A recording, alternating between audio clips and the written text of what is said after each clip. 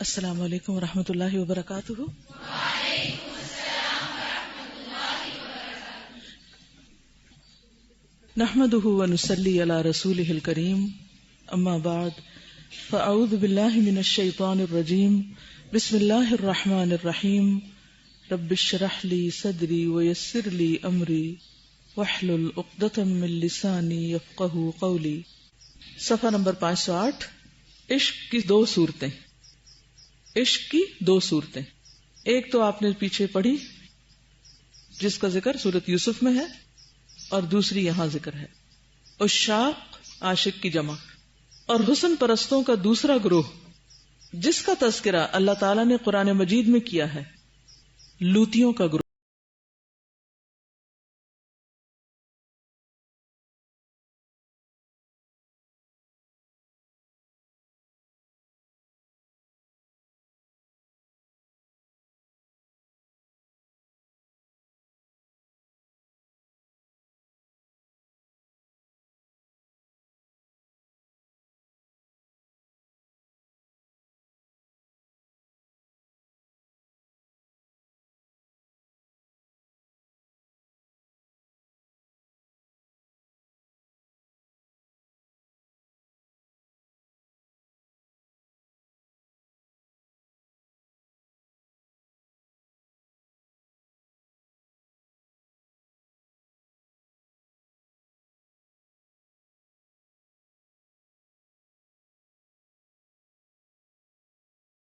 ہوئے لوط علیہ السلام کے پاس پہنچے۔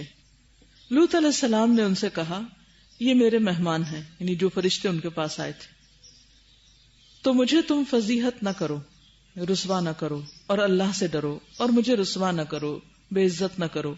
وہ بولے، کیا ہم نے تمہیں دنیا جہان کے لوگوں کی ممانعت نہیں کر دی تھی؟ لوط علیہ السلام نے کہا، اگر تم کو کرنا ہے تو یہ میری بیٹیاں ہیں، ان سے نکاح کر لو۔ اے پیغمبر، تمہاری جان کی قسم، یہ لوط علیہ السلام کی قوم کے لوگ اپنی بدمستی پر بڑے جھوم رہے تھے۔ عشق کی یہ دو صورتیں دو قسم کے گروہوں کے متعلق اللہ تعالیٰ نے پیش کی ہیں، جن کا قصہ قرآن حکیم میں مذکور ہے۔ ہر دو قسم کا عشق اور حسن پرستی اللہ نے حرام قرار دی ہے۔ اس کو انڈر لائن کیجئے، ہر دو قسم کا عشق، یعنی مرد کا عورت سے یا مرد کا مرد سے اور عورت کا عورت سے، اس درجے کا، اسے اللہ نے حرام قرار دیا ہے، لیکن لوگوں نے اس کی پرواہ نہیں کی اور اس عشق اور حسن پرستی کی مضرتوں اور نقصانات کی اہمیت کو نہیں سمجھا۔ عشق اور حسن پرستی ایسا لا علاج مرض ہے کہ بڑے بڑے اطباء اس کے علاج سے قاصر اور عاجز آ چکے ہیں، یعنی انسانوں کے بس میں اس بیماری کا علاج نہیں ہے۔ مریضان عشق کی صحت اور شفا ناممکن ہے۔ اللہ کی قسم، یہ ایک مہلک مرض اور قاتل زہر ہے، ایسا پوائزن ہے کہ جس کو لگ جائے اس کو مار کے ہی چھوڑتا ہے۔ جس پر بھی اس نے وار کیا اسے ختم کر کے چھوڑا۔ اس کی قید و بند سے نجات دلانا ساری دنیا کے لیے دشوار و ناممکن ہو گیا۔ یعنی ایسا انسان پھر عقل سے تو کام لیتا ہی نہیں کہ اسے کوئی سمجھا سکے۔ جس جگہ بھی یہ آگ مشتعل ہوئی، یعنی جلی بھڑکی، اس سے نکلنا اور نکالنا دشوار ہو گیا۔ سوچیں اگر کسی گھر کو آگ لگ جائے اور لوگ اندر سوئے ہوئے ہوں تو جس طرح ان کو بچانا ناممکن ہو جاتا ہے، اسی طرح جو شخص عشق کی آگ میں مبتلا ہو جائے اس کو بھی اس سے نکالنا بہت مشکل ہو جاتا ہے۔ اس عشق اور محبت اور صورت پرستی کی بہت سی قسمیں ہیں۔ یہ عشق انسان کو کفر تک پہنچا دیتا ہے، اس کو بھی انڈر لائن کیجیے۔ انسان اگر اپنے معشوق کو معبود بنا لے اور اس سے اسی قسم کی محبت کرنے لگے جیسی اللہ تعالیٰ سے کی جاتی ہے تو یہ کفر ہے۔ یہ محبت اللہ کی محبت سے بھی زیادہ ہو تو بڑی ہی خطرناک اور مہلک محبت ہے۔ ایسے عشق اور ایسی محبت کو اللہ کبھی نہیں بخشے گا، کیونکہ شرک ہے، بلکہ شرک سے بھی بدترین، کیونکہ یہ عظیم ترین شرک ہے، اور اللہ تعالیٰ کا فیصلہ یہ ہے کہ وہ شرک کو کبھی معاف نہیں کرے گا کہ اس کی ذات یا صفات میں کسی کو شریک کر لیا جائے۔ جتنی محبت اس سے کرنی چاہیے اتنی کسی انسان سے کرنے لگے۔ شرک کے سوا دوسرے گناہ توبہ اور استغفار سے معاف کر دے گا۔ عشق شرکی، شین کے نیچے زیر لگا لیں، عشق شرکی یعنی شرکیہ عشق، اور فسق کفری یعنی ایسا کفر جو کفر فسق ہوتا ہے. اس کی علامت یہ ہے کہ عاشق اپنے معشوق کی رضامندی کو اللہ تعالی کی رضامندی کے مقابلے میں ترجیح دے. اسے انڈر لائن کیجئے کہ انسان جس سے محبت کرتا ہے، چاہے وہ اس کی اپنی اولاد ہی کیوں نہ ہو، چاہے اس کا شوہر یا بیوی کیوں نہ ہو، چاہے کوئی اور غیر ہو، کہ اللہ کی رضا کو پیچھے چھوڑ کر اس کی رضا پر چلنے لگتا ہے محبت میں، کہ اگر اس کی مرضی کے خلاف کام کیا تو پھر کیا ہوگا؟ اس کی محبت سے ہاتھ دھو بیٹھوں گا، پھر اس کی محبت مجھے حاصل نہیں ہوگی. تو انسان دوسرے کی محبت کا اسیر ہو جاتا ہے. معشوق کا حق اور اللہ تعالی کا حق، جب معشوق کی اطاعت اور اللہ تعالی کی اطاعت باہم ٹکرائیں، یعنی ایک طرف معشوق بلا رہا ہے کسی غلط کام کے لیے اور دوسری طرف اللہ تعالیٰ اسی کام سے منع کر رہا ہے، یعنی کوئی انسان مثلا زنا کی طرف بلا رہا ہے اور اللہ تعالیٰ اس کو حرام قرار دے رہا ہے، تو وہ معشوق کے حق اور معشوق کی اطاعت کو مقدم سمجھے، اس کی بات مان لے. یعنی کوئی لڑکا اگر کسی لڑکی کو کسی غلط کام کی دعوت دیتا ہے، کسی بھی درجے میں، چھوٹے یا بڑے، پہلے یا آخری میں، اور وہ اس کی سنتی ہے یا وہ اس کی سنتا ہے اور اللہ کی بات کو بھول جاتا ہے، اللہ کا حکم پسے پش ڈال دیتا ہے اور اپنے تمام اوقات معشوق کے لیے وقف کر دے. تمام اوقات کس طرح وقف کرنا؟ کہ ہر وقت اسی انسان کا خیال، حتیٰ کہ نماز میں بھی اس سے جان نہ چھڑا سکنا.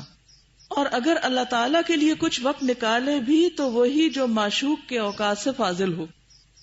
جب اس کے خیال سے، اس سے باتوں سے اور اس کی اطاعت سے کوئی وقت فارغ بچے تو پھر تھوڑی دیر اللہ کے آگے بھی 2 ٹکرے مار لے. اگر وہ اجازت دے تو اللہ کی اطاعت کرے، اور اگر وہ اجازت نہ دے تو اللہ کی اطاعت کو پسے پشت ڈال دے. اب عشاق اور حسن پرست لوگوں کے حالات پر غور کیجئے. کیا ٹھیک ٹھیک مذکورہ بالا حالات پر منطبق نہیں ہوتے؟ یہی حالت نہیں ہوتی؟ ان لوگوں کے حالات ایک پلے میں رکھیے اور ان کی توحید اور ان کے ایمان کو دوسرے پلے میں. اندازہ کیجئے کیا یہ اللہ اور اس کے رسول صلی اللہ علیہ وسلم کی رضا جوئی اور عدل الہی کے مطابق ہے؟ بعض عشاق تو وصل معشوق کو توحید رب العالمین سے بھی زیادہ محبوب رکھتے ہیں، جیسا کہ کسی خبیث نے کہا ہے. یعنی امام ابن القیم ایسے شاعر کو خبیث سے تشبیہ دیتے ہیں کہ جو انسانوں کی محبت کو اللہ کی محبت سے اوپر لے جائے یا انسانی عشق کو اللہ کی محبت سے آگے کر دے. یترشفن من فمی رشفات ہن احلی فیہ من التوحید، میرے لعاب دہن کے چند قطرے جو ان کے منہ میں جاتے ہیں یہ ان کے منہ میں توحید سے بھی زیادہ شیریں ہوتے ہیں. یعنی اللہ کی محبت اور وحدانیت کا ذکر کرنے میں جو لذت ہے اس سے زیادہ لذیذ ہے عشق مجازی کے تذکرے، یوں کہہ لیجئے. ایک اور خبیث کہتا ہے، یہ پہلی دفعہ کسی شاعر کی ایسی درگت بنتے میں نے دیکھی ہے، ورنہ عام طور پر کیا عذر پیش کیا جاتا ہے کہ جنگ اور محبت میں سب جائز ہے. یعنی اتنا کبیح بنا کے پیش کیا انہوں نے اس کو کہ واقعی انسان کو نفرت آنے لگے. ایک اور خبیث کہتا ہے کہ وصل معشوق مجھے پروردگار کی رحمت سے زیادہ مرغوب ہے. یعنی اللہ کی رحمت پیچھے اور محبوب کا قرب زیادہ محبوب. العیاذ باللہ. اس کے الفاظ ہیں وصلک اشہا الی فؤادی من رحمت الخالق الجلیلی، تیرا وصل میرے دل کو خالق جلیل کی رحمت سے زیادہ مرغوب ہے. اس میں کوئی شک نہیں کہ اس قسم کا عشق عظیم ترین شرک ہے. اگر انسان کہے یا نہ کہے، لیکن اگر وہ سمجھتا بھی ہے کہ اللہ کی مجلس، اللہ کی باتیں، اللہ کا ذکر، وہ تو کوئی خاص اس میں دل نہیں لگتا، اور ایسی عشق و عاشقی یا ایسے معشوق سے باتیں اور اس کے پاس بیٹھنا زیادہ عزیز ہے، تو پھر یہی سمجھیے کہ یہی شرک ہے. یہاں ہر انسان اپنے دل کا جائزہ لے سکتا ہے اور اپنی غلطیوں کو خود پہچان سکتا ہے۔ اس میں کوئی شک نہیں کہ اس قسم کا عشق عظیم ترین شرک ہے، چنانچہ بہت سے عشاق صاف لفظوں میں اس کی تصریح کر رہے ہیں کہ ان کے قلوب میں معشوق کے سوا کسی کی جگہ نہیں، بلکہ معشوق ان کے پورے قلب کا مالک ہو جاتا ہے۔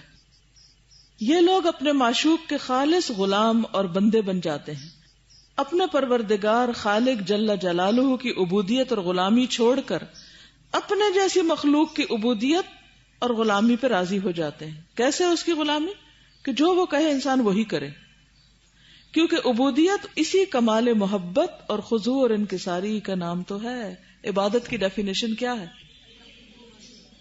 الخضوع والتذلل، کس کے ساتھ؟ کمال محبت کے ساتھ۔ خالی خضوع والتذلل نہیں بلکہ محبت بھی اس میں شامل ہو۔ اگر یہ اللہ کے لیے ہے تو اللہ کی عبادت ہے، اور اگر یہ بندوں کے ساتھ ہے تو بندوں کی عبادت ہے۔ اور آپ دیکھیں کہ بہت سے ایسے گانے اور شعر و شاعری میں تو محبت کے نام پہ جو پوجا کی جاتی ہے، اور پوجا کا لفظ، عبادت کا لفظ، اور یہ تمام الفاظ جو ہے وہ کھلم کھلا استعمال کیے جاتے ہیں، اور اس کو کوئی برا نہیں سمجھتا، اور سن سن کر ایک سے دوسرا اس کو لیے جاتا ہے اور دہرائے چلے جاتا ہے، اور کبھی کوئی بتاتا بھی نہیں، نہ کوئی کلچر، نہ ماں باپ، نہ کوئی معلم، نہ کوئی مدرس، نہ کوئی دین والے، نہ دنیا والے، کوئی اس بات کی وضاحت کرتے ہی نہیں کہ یہ کس قدر خطرناک چیز ہے، اور صرف اخلاق کی بربادی کا باعث نہیں بلکہ ایمان کی بربادی کا ذریعہ ہے۔ اللہ تعالیٰ شرک معاف نہیں کرے گا، اور یہ سراسر شرک کہ اللہ کے برابر کسی اور کو لے آیا جائے، یہ اس سے آگے بڑھا دیا جائے کہ وہ بدترین شرک ہو۔ ان لوگوں نے اپنی محبت اور خضوع اور خاکساری کو اپنے معشوق تک محدود کر دیا ہے، اپنی عبودیت کو معشوق کے چرنوں میں ڈال دیا ہے۔ امر عظیم کے مفسدے میں اور زناکاری کے مفسدے میں زمین آسمان کا فرق ہے۔ زنا کبیرہ گناہ ہے جس طرح دوسرے کبائر ہیں، اور یہ شرک ہے۔ چنانچہ بعض صوفیہ کا قول ہے کہ ان صورتوں کی پرستش سے زنا کرنا ان کے نزدیک زیادہ محبوب ہے۔ عشق اور حسن پرستی کے امتحان اور ابتلاء کے مقابلے میں کسی سے زنا کر لیا جائے تو یہ زیادہ پسندیدہ ہے۔ یعنی زنا بھی کم تر درجے کی برائی ہے، کس سے؟ شرک سے، کیونکہ عشق قلب سے معشوق کی عبادت کرا لیتا ہے۔ کسی انسان کا عشق دراصل کیا ہے؟ اس کی عبادت کرنا ہے، وہ دل اس کی عبادت کر رہا ہوتا ہے، اس کا غلام ہوتا ہے، اس کا اسیر ہو جاتا ہے، اور قلب کو اللہ تعالیٰ کی طرف سے موڑ کر اپنی طرف جھکا لیتا ہے۔ پھر انسان کے دل میں اللہ کی محبت، اللہ کا ذکر، اللہ کی یاد، اللہ کی قربت کا احساس، اللہ پہ توکل، یقین، اعتماد کچھ بھی نہیں رہتا، ان چیزوں میں لطف بھی نہیں رہتا۔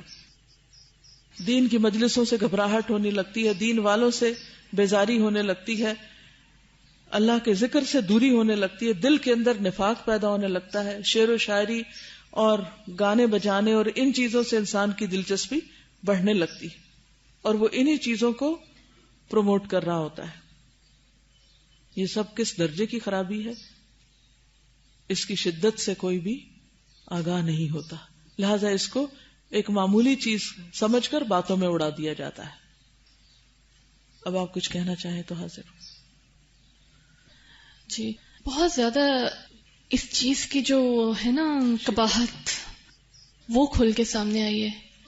مطلب میں اس کو سمجھتی تھی کہ ایک ہلکا سا ایشو، ایک ہلکی سی اریٹیشن، لیکن مجھے آج یہ لگ رہا ہے کہ یہ ہلکی سی اریٹیشن نہیں ہے، یہ بہت بہت میجر ایک ایشو ہے جس کو بہت گہرائی میں سمجھنا اور پھر اس کے خلاف ایکشنز لینا اور اس کو یعنی پوری طرح سے اپنے آپ کو ڈائگنوز کرنا۔ بالکل یہ نہیں ہو سکتا کہ اس کو ایسے مکھی کی طرح اڑا دیں کہ ہم تو نیک ہیں، ہم تو شکر ہے، مطلب استغفر اللہ، لوگ بڑے خراب، ایسے نہیں ہم کر سکتے۔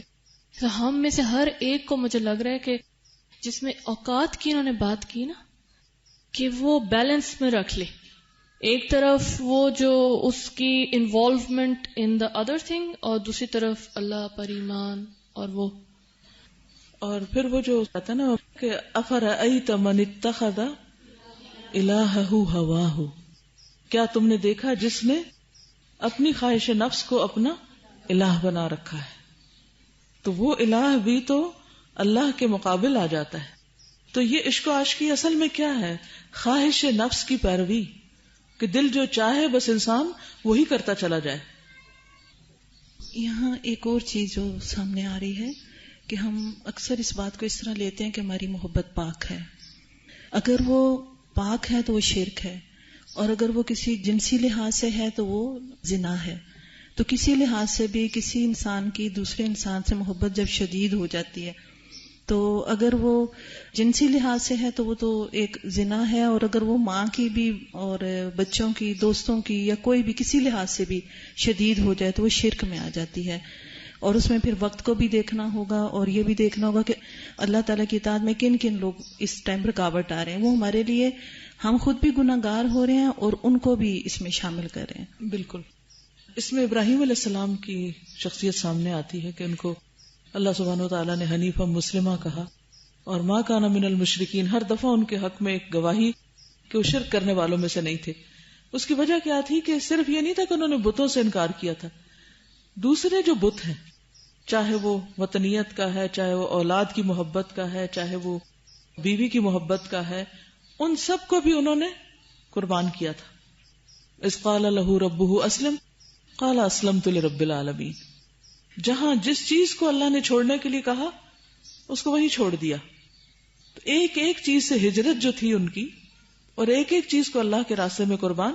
کیونکہ بعض اوقات ہم بہت سی چیزوں کو جن کو ہم سمجھتے ہیں ہاں یہ غلط ہے، یہ محبت غلط ہے، ان کو چھوڑ دیتے ہیں، لیکن اس کے باوجود کسی ایسی چیز کی محبت باقی رہ جاتی ہے کہ جو خود بھی نظروں سے اوجھل ہوتی ہے کہ ہاں یہ بھی ہمیں اللہ کے ذکر سے روک رہی ہے.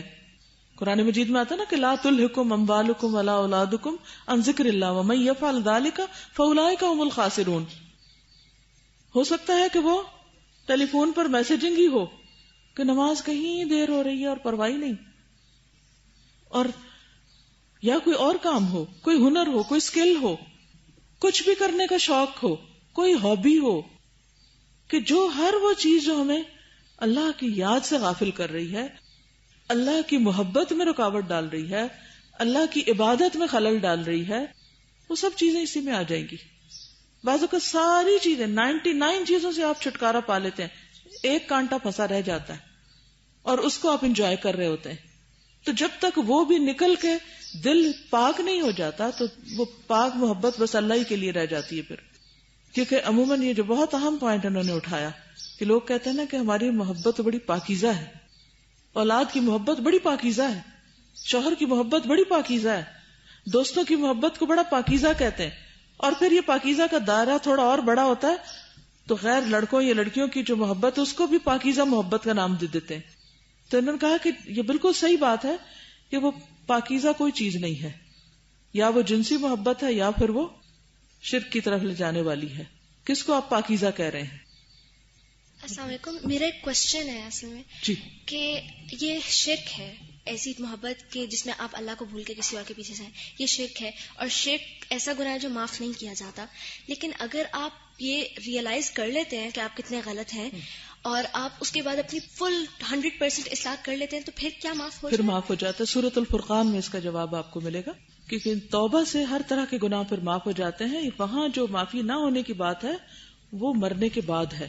مرنے کے بعد اللہ تعالیٰ جس پہ چاہے رحم فرمائے اور شرک کے علاوہ دوسرے گناہوں کو معاف کر سکتا ہے. اگر بندہ مثلا معافی کے بغیر بھی مر گیا تو اللہ چاہے تو معاف کر دے گا، لیکن اس نے پہلے سے بتا دیا کہ شرک کے گناہ کو معاف نہیں کروں گا.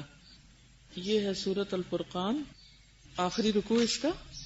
یہاں پر اللہ تعالیٰ فرماتے ہیں والذین لا یدعون مع اللہ الہا، وہ لوگ جو اللہ کے ساتھ کسی اور کو الہ نہیں پکارتے، کوئی اور الہ نہیں بناتے. شرک ہے نا یہ. ولا یقتلون النفس التي حرم اللہ الا بالحق، اور کسی جان کو جسے اللہ نے حرام قرار دیا قتل نہیں کرتے. ولا یزنون، اور زنا نہیں کرتے. ومن یفعل ذلک، اور جو ایسا کرے گا، کیا؟ شرک، قتل، زنا، یلقى اثاما، گناہ کا بدلہ پائے گا. کیا؟ یضاعف له العذاب یوم القیامہ، قیامت کے دن اس کو دگنا عذاب دیا جائے گا. وَيَخْلُدْ فِيهِ مُهَانًا، اور وہاں وہ ذلیل ہو کر رہے گا، اس کی بے عزتی بھی ہوگی. الا، مگر، الا ایکسپشن، من تابا، جس نے توبہ کر لی. اور توبہ کیا ہے؟ پلٹ آیا، باز آگے چھوڑ دیا اس کو. وہ آمنا، اور ایمان لے آیا، کیونکہ شرک سے توبہ ایمان کے ساتھ ہوتی ہے. اسی طرح قتل بھی اور زنا جو ہے جب انسان کرتا ہے تو اس کا ایمان اس سے رخصت ہو جاتا ہے، تو تجدید ایمان کی ضرورت ہے. وہ عمل عملا صالحا، اور اس کے بعد نیک کام شروع کر دے، اچھے عمل کیے. فاولئک، تو یہی لوگ، یبدل اللہ سیئاتہم حسنات، اللہ ان کی برائیوں کو نیکیوں میں بدل دے گا. وکان اللہ غفور الرحیم، اور ہے اللہ غفور الرحیم. ومن تاب وعمل صالحا، جو توبہ کرے اور نیک عمل کرے، فإنہ یتوب الی اللہ متابا، وہ دراصل اللہ سے توبہ کرتا ہے جیسے توبہ کا حق ہے، حقیقی معنوں میں توبہ کرتا ہے. کون؟ جو پلٹ کر پھر نیک عمل بھی شروع کرے. کیونکہ اگر ویکیوم رہ گیا نا، خلا رہ گیا، آپ نے وہ چیز تو چھوڑ دی لیکن آپ نے کوئی اچھا کام شروع نہیں کیا، تو پھر کیا ہوگا؟ وہ اندر کا ویکیوم آپ کو واپس پلٹا دے گا، آپ پھر وہیں جا کھڑے ہوں گے جس دروازے کو آپ نے چھوڑا تھا. آپ بولیے. خاص طور پہ یہ جو ہے نا لاسٹ جملہ جو ہے کہ عشق قلب سے معشوق کی عبادت کروا ہی لیتا ہے، اور خاص طور پہ کہ قلب کو اللہ کی طرف سے موڑ کر اپنی طرف جھکاتا ہے. شروع میں بات ہوئی تھی قلب فاسد کا نقصان جو بتایا گیا تھا، تو اس میں دیکھیں تو اتنا اندازہ نہیں ہوتا کہ اچھا دل میں وہ تو ایک ارادہ یا ایک ایسی انجوائمنٹ سی آ رہی ہوتی ہے کہ سوچا خیال اور انجوائے کر لیا.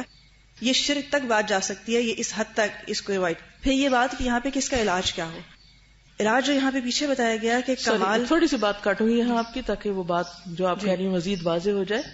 اس کو یہ جو آپ نے کہا نفس لذت پا رہا ہوتا ہے تو انسان کو پھر پتہ ہی نہیں چلتا. اللہ سبحانہ و تعالیٰ نے اس کو نشے سے تعبیر کیا ہے. نشے والی چیز چھوٹی بھی کیوں منع کی گئی ہے؟ کیونکہ وہ انسان پھر صرف اس تک نہیں رہتا، وہ آہستہ آہستہ آہستہ آہستہ انکریز ہوتا جاتا ہے حتیٰ کہ وہ اس کو ہلاک کر کے چھوڑتا ہے. اب اس کا علاج جو بتایا وہ بتایا کہ کمال علم و معرفت. اب علم تو ہم سب کو ہو گیا، جب تک علم کے ساتھ معرفت نہ آئے اس وقت تک علم کبھی بھی اپلیکیبل ہو نہیں سکتا. ہر علم کوئی بھی ہو، چاہے ہمارا سوئنگ کٹنگ ہو یا کوئی بھی ہو، علم کے ساتھ اس کی معرفت اور اس کی پریکٹس اور اس کی پہچان جو ہے وہ کہاں سے، یعنی وہ پتہ کیسے چلے گا کہ اپنے رب، اپنے نفس، اپنے مقام کو اچھی طرح ڈائگنوز کر لینا. کیونکہ بعض دفعہ یہ ہوتا ہے کہ ہمیں علم آنے کے بعد نفس آسانی سے بہکا لیتا ہے. بالکل، کیونکہ اس سے پہلے تو پتہ نہیں ہوتا، ہم دھوکے میں رہ جاتے ہیں. علم آنے کے بعد جواز ہوتا ہے، دلیل ہوتی ہے کہ ہم بہک نہیں سکتے یا ہم اس لیے کر رہے ہیں، تعویل آسان ہوتی ہے. اور پھر صبر و ثبات کا دامن نہ چھوڑنا. کیوں؟ کیونکہ علم آنے کے بعد جب ہم جواز دے لیتے ہیں اپنے آپ کو تو اس کے بعد صبر اس لیے کرنا پڑتا ہے کہ نفس کچھ اور چاہ رہا ہوتا ہے، اللہ کی رضا کچھ اور کھینچ رہی ہوتی ہے. ان دونوں کے درمیان میں صبر سے جمے رہنا جو ہوتا ہے وہ مشکل اس وقت ہو جاتا ہے جب واقعی ہم جانتے ہوں. اسی لیے کنفیوژن کا شکار وہ لوگ ہوتے ہیں جو جانتے ہیں کہ اصل کیا ہے اور اصل خواہش کا فرق جانتے ہیں، وہ کنفیوز ہوتے ہیں. ورنہ دوسرے دو لوگ کنفیوز ہی نہیں ہوتے، جنہیں ایک تو پتہ نہیں ہوتا یا جو کرنا ہر حال میں چاہتے ہیں. انہیں کنفیوژن کبھی نہیں ہوتی، وہ بڑے سٹینڈ لیتے ہیں. کنفیوز ہم جیسے زیادہ ہوتے ہیں جو علم آنے کے بعد صبر نہیں کرتے. معرفت سے پہلے جی، علم اور معرفت کے بیچ کے عرصے میں.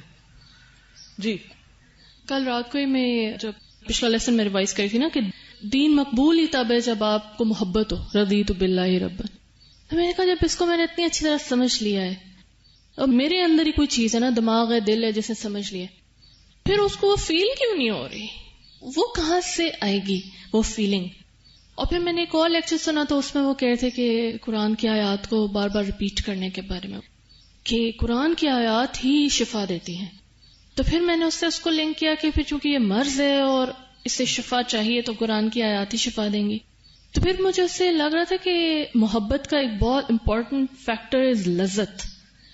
تو لذت جب ہم اور چیزوں سے لینے لگ جاتے ہیں، چاہے وہ بچے کی محبت ہو، چاہے وہ شوہر کی محبت ہو، چاہے وہ گھر کی ہو، چاہے وہ جس بھی چیز کی ہو، تو پھر جو عبادت سے لذت ہے نا اس سے محروم ہو جاتا ہے. بالکل، اس دل میں آلریڈی لذت تو فلفل ہو رہی ہے نا، اور چیز سے ہو رہی ہے.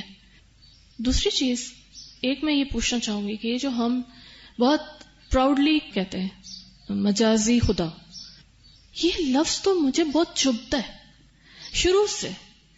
جب اللہ کے سوا کوئی الہ ہے ہی نہیں، ہاؤ کین وی دین سے خدا؟ خدا کا لفظ کیوں؟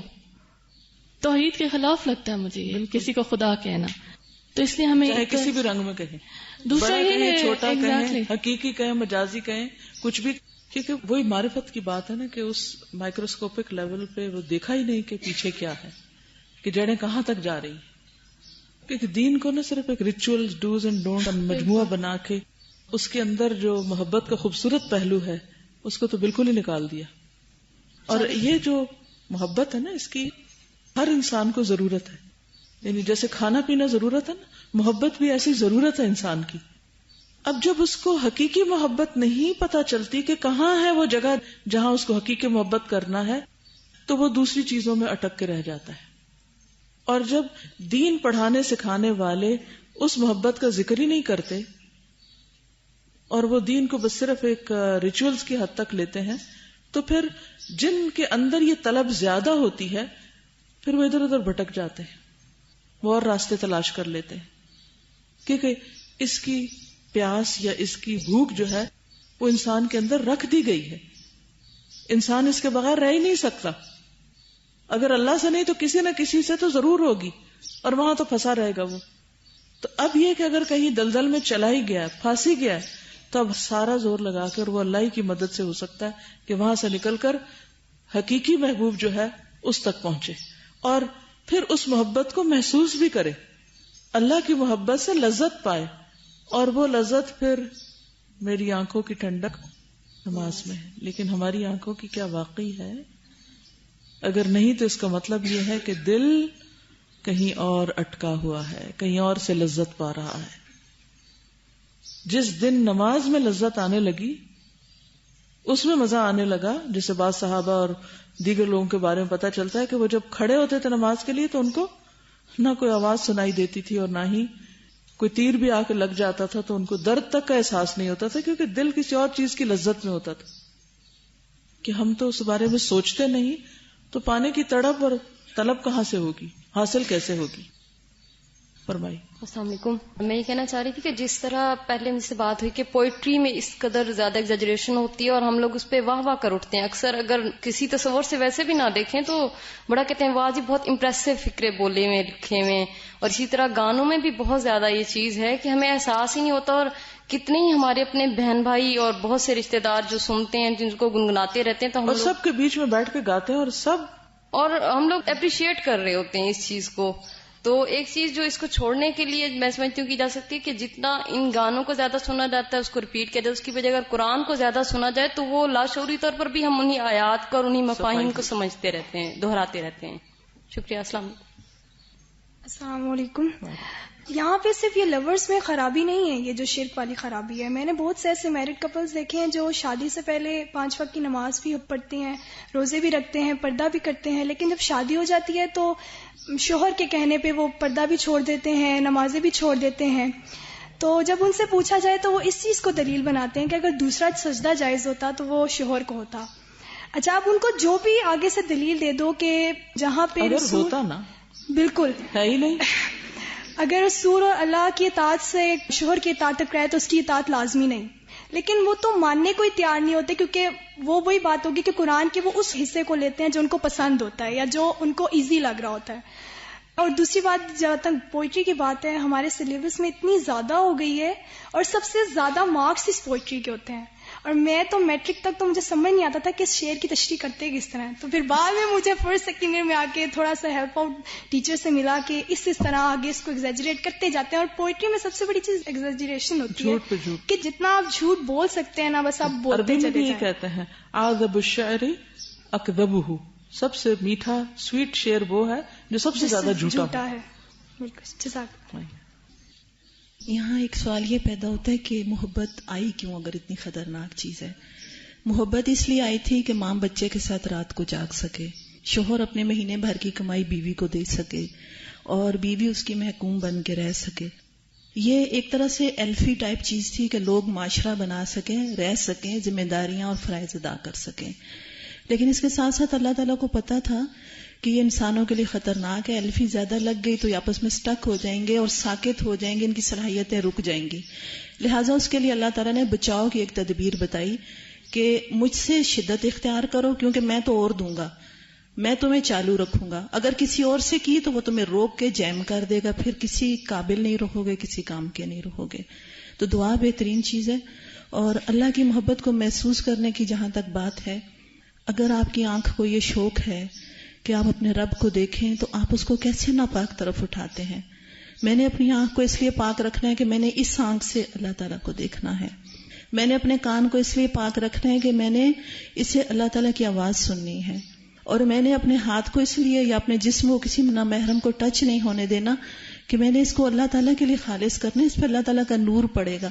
کیا اللہ تعالیٰ کا نور، اللہ کی آواز، اللہ کا دیدار ایسی حقیر چیزوں پہ پڑے گا کہ جو ہر جگہ ہر ایک کے لیے ہوتی ہیں. اگر ہمارا ٹیسٹ انہم ان ربہم یومئذ لمحجوبون، اگر ہمارا ٹیسٹ اتنا اچھا ہے کہ ہم صرف اچھی دکان سے ہی پاک صاف خریدتے ہیں تو کیا اللہ تعالیٰ ہمیں پسند کریں گے؟ تو اللہ کے قابل بنانے کے لیے اللہ کی محبت میں پناہ ڈھونڈنی ہے. السلام علیکم. اس چیپٹر کے اینڈ میں شرک کی انٹینسٹی بتانے کے لیے بتایا گیا کہ جو زنا ہے وہ اس سے کم درجے کا گناہ ہے، لیکن اگر دیکھا جائے تو انسان کرتا ہی کیوں ہے جب ایک طرف اللہ ہے اور اللہ موجود ہے اور دوسری طرف جسے آپ محبت کرتے ہیں موجود ہے. آپ نے کسے پریفر کیا؟ کیا یہ شرک نہیں ہے؟ یہ تو بالکل ایسے ہے جیسے آپ مکس کر کے دے دیں، بلینڈ کر کے دیتے ہیں نا آپ کوئی چیز تو وہ ڈائلیوٹ ہو جاتی ہے، تو لوگ سمجھتے ہیں اس کا افیکٹ ختم ہو گیا ہے، لیکن وہ سلو پوائزننگ ہے، وہ بھی شرک ہے. زنا بھی شرک ہے. اللہ موجود ہے، دیکھ رہا ہے، لیکن آپ سامنے دیکھنے والے بندے کی وجہ سے کہہ رہے ہیں کہ اسی لیے سورۃ نور میں زانی اور مشرکہ کی بات کٹھی کی گئی، دونوں میں مماثلت ہے. السلام علیکم. میں دو برائیوں کی طرف اٹینشن کرانا چاہوں گی ہماری یوتھ کی، جو اتنی کامن ہو رہی ہیں، آہستہ آہستہ انکریز کر رہی ہیں، ڈیکریز نہیں کر رہی. ایک تو یہ کہ جیسے چیپٹر کے سٹارٹ میں ہومو سیکشوالٹی پہ تھا، ہمارے پاکستان میں الحمدللہ اس لیول تک نہیں ہے ہومو سیکشوالٹی اس حد تک، لیکن ہماری یوتھ کی ٹاکنگ، ان کی موکنگ، ان کی ٹیزنگ میں اتنی ہے کہ حد ہے. اس کو برا سمجھا ہی نہیں جاتا. آپ یونیورسٹیز، کالجز میں چلے جائیں، بہت کامن ہے. سیکنڈ یہ کہ جیسے عشق کی جو بات ہوئی ہے، وہ یہ کہ ایک لڑکا لڑکی کو تو ایک ڈفرینٹ ایک ہے. دوسرا یہ کہ جو ہمارے لو کو جو انکمپاس کر لیتی ہیں چیزیں، جو ہمیں بھلا دیتی ہیں سب کچھ، اس میں ایک بہت بڑی اگزامپل ہے جو آج کل ہماری انگلش ٹی وی شوز ہیں. وہ یوتھ کو اتنا کر دیتے ہیں کہ ان کا لو، ان کی فیلنگز، ان کے ریلیشنز، ان کا دماغ بھی اسی طرف چلتا ہے پورا. میں اپنی اگزامپل دیتی ہوں. میں جب آئی تھی، میں قرآن کی آیات پڑھ رہی ہوتی تھی اور دماغ میں وہ، اور مجھے اتنا خوف آتا تھا کہ میں کیا کر رہی ہوں، کہ میرے دماغ میں کیوں فلم چل رہی ہے. بہرحال حل ایک ہی ہے، کیا؟ اللہ کو پکارنا. صرف وہی نکال سکتا ہے، اور اس سے مانگیے. اور آپ جب مانگے تو جیسے وہ حدیث ہے نا کہ حیا اور ایمان ساتھ ساتھ ہیں، ایک نکلے تو دوسرا بھی نکل جاتا ہے. تو یوں مانگا کرے، اللہ حیا دے، ایمان دے، تقوی دے. یعنی حیا بھی ساتھ مانگا کرے، کیونکہ جب حیا آئے گا انشاءاللہ تو ایمان آئے گا، اور جب ایمان آئے گا تو انشاءاللہ یہ شر دور ہو جائے گا، یہ خرابیاں نکلتی چلی جائیں گی.